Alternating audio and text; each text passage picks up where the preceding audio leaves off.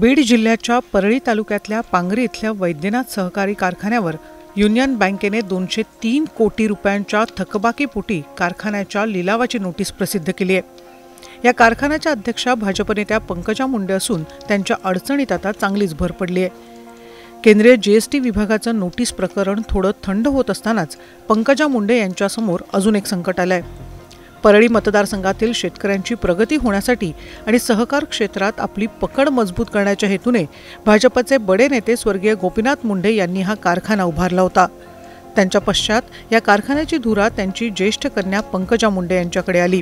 मात्र या कारखान्यावर एका पाठोपाठ एक संकटाची मालिका सुरू झाली। वैद्यनाथ सहकारी साखर कारखान्यांमुळे परिसरातील उसाला चांगलाच भाव येत होता, त्यामुळे या भागातील शेतकरी देखील सधन झाला।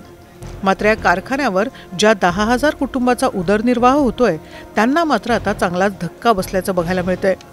लोकनेते गोपीनाथ मुंडे यांचं चौथं अपत्य म्हणून देखील या कारखान्याची वेगळी ओळख आणि त्यामुळे देखील या कारखान्याला आर्थिक संकटातून वाचवण्यासाठी मुंडे कुटुंबांनी नेहमी प्रयत्न केला। मात्र म्हणावं तसं यश पंकजा मुंडे यांना आलं नसल्यानं पंकजा मुंडे यांनी याबाबत देखील नेहमीच नाराजी व्यक्त केली आहे। लोकनेते गोपीनाथ मुंडे आणि त्यांचे ज्येष्ठ बंधू स्वर्गीय पंडित अण्णा मुंडे यांच्या माध्यमातून हा वैद्यनाथ सहकारी साखर कारखाना उभारला गेला आणि एका अपत्याप्रमाणे या कारखान्याची उभारणी करण्यात आली।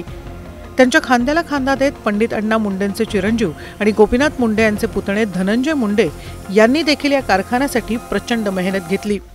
मात्र लोकनेते गोपीनाथ मुंडे यांच्या अकाली निधनाने सर्व होत्याचं नव्हतं झालं आणि अचानकपणे सगळा भार हा पंकजा मुंडे यांच्या खांद्यावर येऊन पडला। अचानकपणे आलेली जबाबदारी आणि कर्तव्य यामध्ये पंकजा मुंडे यांना म्हणावं तसं नियोजन करता आलं नाही, म्हणून आज वैद्यनाथ सहकारी साखर कारखान्याची ही अवस्था झाल्याचं राजकीय वर्तुळात चर्चा आहे।